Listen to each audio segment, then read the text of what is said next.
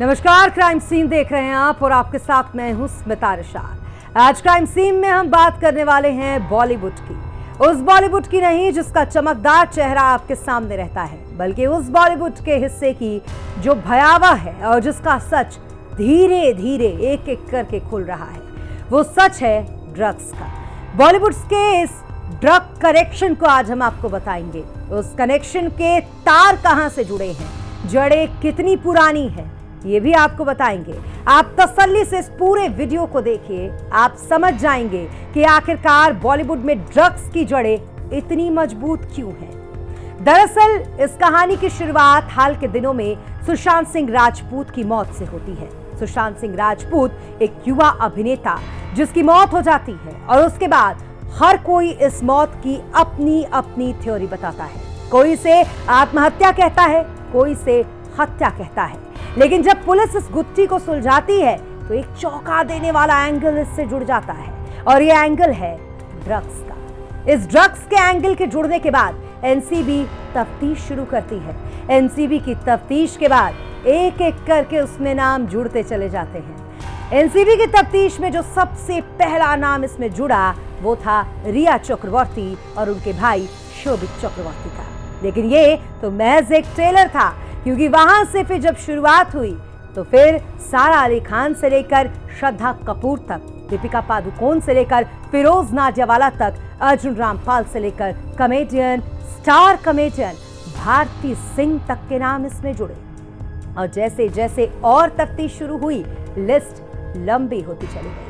हालांकि बहुत सारे नाम ऐसे हैं जो अभी पर्दे के पीछे हैं, लेकिन एनसीबी को पता है, अंदर खाने लोगों को पता है और बॉलीवुड में तो सबको पता है। लेकिन आपको ये भी पता होना जरूरी है कि आखिरकार बॉलीवुड में ऐसा क्या है कि ड्रग्स वहां आम बात हो गई है। आखिरकार बॉलीवुड में क्यों ड्रग्स की जड़ें इतनी मजबूत है। इसके लिए मुझे आपको फ्लैशबैक में लेकर जाना होगा। आप मेरे साथ अगर फ्लैशबैक में चलेंगे तो आप बॉलीवुड ही नहीं बल्कि मुंबई माया नगरी की वो स्याह तस्वीर देख सकेंगे, जिस स्याह तस्वीर को आप अक्सर सुनते हैं लेकिन आप उसको जानते नहीं करीब से। उसको मैं आज आपको करीब से दिखाऊंगा। दरअसल ये कहानी शुरू होती है अंडरवर्ल्ड की जड़ों से। ये अंडरवर्ल्ड की जड़ जो काफी ज्यादा गहरी है। इस अंडरवर्ल्ड की जड़ की शुरुआत होती है करीम लाला से। करीम लाला, फिर हाजी मस्तान, फिर दाऊद इब्राहिम और फिर छोटा राजन। इस तरीके से कहानी आगे बढ़ती चली जाती है, लेकिन इसका सबसे पहला जो पहलू था वो था करीम लाला।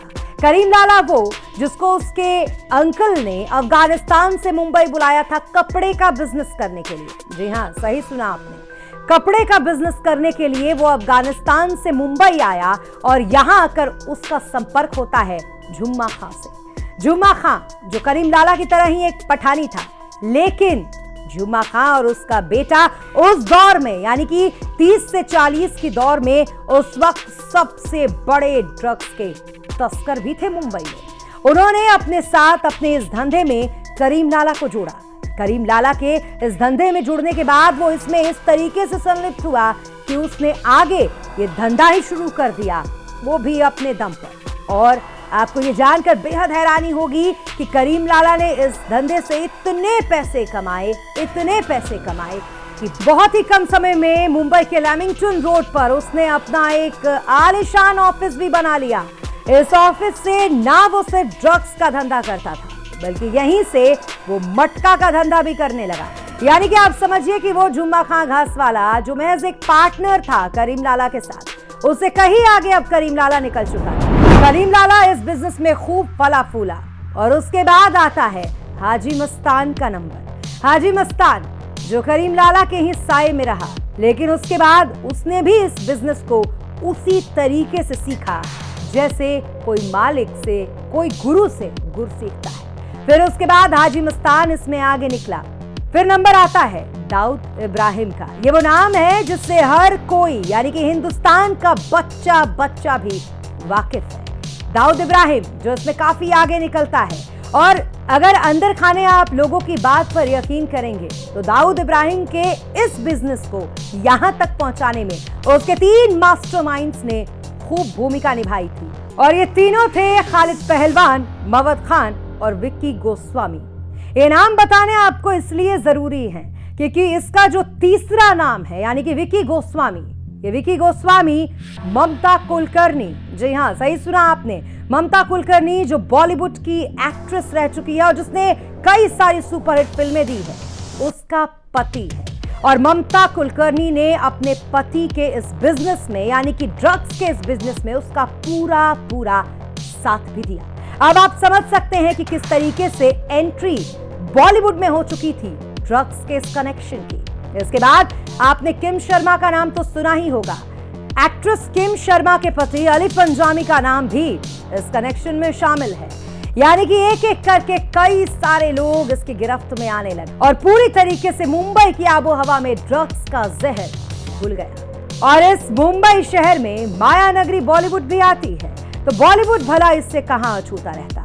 इसलिए आप समझ सकते हैं कि कैसे धीरे धीरे करके एक एक करके 30 के दशक से जो शुरू हुआ अंडरवर्ल्ड और ड्रग्स का कनेक्शन वो बॉलीवुड में पहुंचा और फिर उसके बाद उसकी जड़ें इतनी गहरी हो गईं जो एक एक करके अगर परतों की तरह खुलती हैं तो गाहे बगाहे हमारे और आपके सामने आ ही जाती हैं। हालांकि हम देखते हैं कि कई लोग खुद ब खुद सामने आकर, जिसमें संजय दत्त और कंगना रनौत जैसे स्टार्स का नाम है, ये कबूल करते हैं कि हाँ वो ड्रग्स एडिक्ट रहे हैं। और कई लोग इसे कबूल नहीं करते, लेकिन बॉलीवुड का ये वो काला सच है जो हम आपके सामने होता हुआ भी दिखाई नहीं देता और हमेशा चकाचौंध भरी वही लाइफस्टाइल आपको नजर आती है। इसलिए क्राइम सीन में ये बताने की मैंने कोशिश की कि कैसे और किस तरीके से बॉलीवुड का ये स्याह पहलू भी एक तरीके से जुड़ा हुआ है जो उससे कभी अलग नहीं होता और एनसीबी की कार्रवाई भी लगातार चल रही है। तो इस तरीके से मैंने आपको बॉलीवुड के ड्रग्स कनेक्शन को पूरी तरह से समझाने की कोशिश की कि आखिरकार ये ड्रग्स की जड़ें इतनी मजबूत, इतनी गहरी क्यों हैं। ऐसे ही और पहलुओं पर इनसाइड स्टोरी जानने के लिए आप क्राइम सीन जरूर देखें, जहां मैं आपको क्राइम और उसके पीछे की पूरी हिस्ट्री बताऊंगी, जिससे आपको समझ में आएगा गुनाह की जड़ें इतनी मजबूत आखिरकार कैसे हो जाती हैं। नमस्कार।